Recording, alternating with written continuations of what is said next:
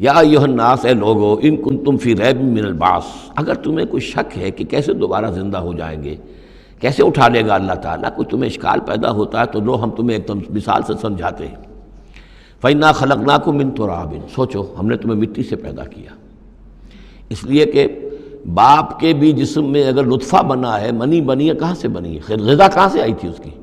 ساری غذا تو مٹی سے آئی ہے، زمین سے آئی ہے، یہیں سے آئی ہے، وہ منرلز ہیں، وہ سب کچھ ہیں۔ گوشت کھایا ہے تو بکری نے جو کہاں سے غذا لی تھی؟ زمین سے لی تھی۔ تو تمہاری جو تخلیق ہے سب کی، ابتدا میں جو ہے وہ مٹی سے ہے، من تراب ثم من نطفۃ، پھر وہ نطفے کی ایک شکل بنی، ثم من علقۃ، پھر تم ایک علقہ کی شکل میں تھے۔ اس علقہ کے بارے میں بعد میں عرض کروں گا، ابھی میں اس کا کوئی ترجمہ نہیں کر رہا۔ اس کا ترجمہ عام طور پر جمع ہوا خون کیا جاتا ہے، یہ ترجمہ صحیح نہیں ہے۔ ثم من مضغۃ، پھر یہ کہ وہ ایک لوتھڑے کی طرح تھا، گوشت کا ایک لوتھڑا سا تھا، مخلقۃ غیر مخلقۃ، پہلے اس پہ کوئی نشانات تھے ہی نہیں، پھر اس لوتھڑے کے اوپر نشانات آنے شروع ہوئے، معلوم ہوا کہ یہاں سے یہ بازو نکلیں گے، یہاں سے یہ ٹانگیں نکلیں گی، اسی کے اندر جو ہے یہ آثار شروع ہو گئے۔ لنبین لکم، تاکہ ہم تمہیں کھول کھول کر بیان کر دیں۔ یہ جو بھی سٹیجز ہیں، کہ جو ایمبریونک جو سٹیجز ہیں، اس میں واقعہ یہ کہ اس کے بارے میں کیتھل مور کا میں قول آپ کو سنا چکا ہوں، جو تعارف قرآن کا میرا لیکچر تھا، کہ ان چیزوں کے بارے میں حیران اور ششدر ہیں جو اس وقت ایمبریولوجی کے سب سے بڑے ماہر ہیں، جن کی ٹیکسٹ بکس دنیا کے اندر سب سے زیادہ مستند مانی جاتی ہے، کہ ہم حیران ہیں کہ یہ ساری چیزیں قرآن مجید نے کیسے کہی ہیں، اور یہ بالکل ایگزیکٹ جو ہے تعبیر ہے ان سٹیجز کی، کہ جو رحم مادر میں انسانی جنین جن سٹیجز سے گزرتا ہے، اس کی اس سے زیادہ صحیح تعبیر ہو نہیں سکتی۔ وَنُقِرُّ فِي الْأَرْحَامِ مَا نَشَاءُ، یہی مضمون چونکہ دوبارہ پھر آئے گا سورہ مومنون کے پہلے رکوع میں، تو میں وہاں اس کے بارے میں تفصیل سے عرض کروں گا۔ اور ہم ٹھہرائے رکھتے ہیں رحموں میں جو ہم چاہتے ہیں، یعنی رحم کے اندر، پھر رحم مادر میں وہ حمل رہتا ہے۔ اب وہ حمل بیٹے کا ہوا ہے، بیٹی کا ہوا ہے، یا بیٹا یا بیٹی وہ ذہین ہے، فتین ہے، خوبصورت ہے، کیسی ہے، صحیح ہے، سالم ہے، وہ ہمارا فیصلہ ہے۔ نقر فی الارحام ما نشاء الی اجل مسمى، ہم ٹھہرائے رکھتے ہیں رحموں میں جو ہم چاہتے ہیں ایک وقت معین تک۔ ثم نخرجکم طفلا، پھر ہم تمہیں نکالتے ہیں، وہ تم چھوٹے سے بچے ہوتے ہو۔ ثم لتبلغوا اشدکم، پھر تم اپنی پوری جوانی کو پہنچتے ہو، قوت کو پہنچتے ہو۔ ومنکم من یتوفی، تم میں سے وہ بھی ہیں کہ جو پہلے ہی ان کا انتقال ہو جاتا ہے، انہیں قبض کر لیا جاتا ہے، انہیں اللہ تعالیٰ لے جاتا ہے۔ ومنکم من یرد الی ارذل العمر، اور تم میں سے ایسے بھی ہوتے ہیں جو بڑی ہی نکمی ضعیفی کی عمر کو پہنچ جاتے ہیں، لکی لا یعلم من بعد علم شیئا، کہ پھر وہ نہ جانے سب کچھ جاننے کے باوجود کچھ بھی۔ بڑھاپا آتا ہے تو ایسا آتا ہے، ڈیمنشیا بھی ہو جاتا ہے، ساری ذہنی صلاحیتیں ختم ہو جاتی ہیں، یادداشت زائل ہو جاتی ہے، پھر بچپن کی عادتیں عود کر آتی ہیں۔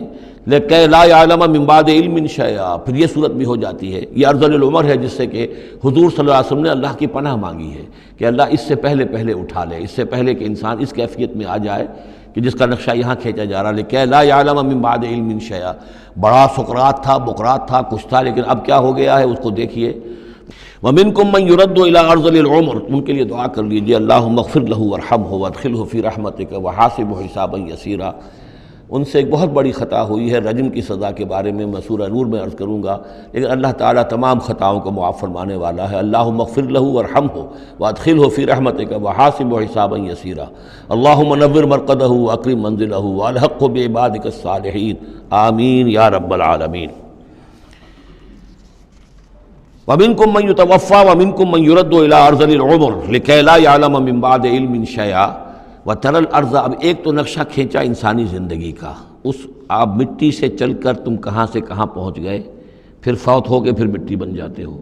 یہ جس کی یہ قدرت ہے، جس کی یہ خلاقی ہے، جو اس سارے نظام کو لے کر چل رہا ہے، تمہیں اس کے بارے میں کوئی شک ہے؟ اس کی قدرت کے بارے میں کوئی تمہیں یہ شبہ وارد ہو سکتا ہے کہ وہ دوبارہ پیدا نہیں کر سکتا؟ اچھا ایک اور مثال لے لو، وَتَرَى الْأَرْضَ حَامِدَةً، تم دیکھتے ہو زمین کو کہ پڑی ہوئی ہے، بے آب و گیا، خشک اور ویران، کئی زندگی کے آثار نہیں۔ فَإِذَا أَنزَلْنَا عَلَيْهَا الْمَاءَ اهْتَزَّتْ وَرَبَتْ، پھر جب ہم اس پر پانی برساتے ہیں تو وہ تازہ ہو جاتی ہے، اہتزاز، اور وہ اس میں جنبش ہو جاتی ہے، اہتزت۔ یہتزو جو آیا یہ لفظ پہلے ہم پڑھ چکے ہیں کہ جب حضرت موسیٰ کا عصا زمین پر انہوں نے رکھا تو وہ تو اب ہلنے لگا، حرکت کرنے لگا جیسے کہ سانپ حرکت کرتا ہے۔ تو زمین میں بھی حرکت پیدا ہو جاتی ہے، اس لیے کہ اب جو کونپلیں نکل رہی ہیں وہ حرکت کر رہی ہیں، وہ ادھر ادھر جو ہے، جو پہلے زمین پڑی ہوئی تھی ساکن، صامت ساکن، بے آب و گیا، خشک، لیکن اس کے بعد اہتزت، اس کے اندر ایک حرکت پیدا ہوتی ہے، وہ ربت، وہ ابھرتی ہے، گویا کہ جیسے وہ گھاس یا سبزہ اوپر اٹھ رہا ہے، اور جیسے کہ فصل گویا کہ زمین اٹھ رہی ہے، وہ اٹھتی ہے، ابھرتی ہے۔ وَأَنبَتَتْ مِن كُلِّ زَوْجٍ بَهِيجٍ، اور ہر طرح کی قسم قسم کی تر و تازہ چیزیں جو ہیں وہ اگا دیتی ہے زمین۔ تو ذرا سوچو، زمین مردہ تھی، اللہ نے زندہ کر دیا۔ تمہارا اپنا معاملہ یہ ہے کہ مٹی سے لے کر اور تمہارے ایک انسان پورے بننے تک، یہ پھر کیسے شک کرتے ہو؟ تمہیں اللہ تعالیٰ کی قدرت میں بھی کوئی شک نہیں ہونا چاہیے۔ یہ تمہاری زندگی کا سائیکل چل رہا ہے، اور یہ نباتاتی سائیکل چل رہا ہے ساتھ کے ساتھ۔ یہ چند مہینے کا ہوتا ہے، یہ تمہارا جو ہے یہ 60 70 80 برس کا ہے، اس کے علاوہ تو کوئی فرق نہیں۔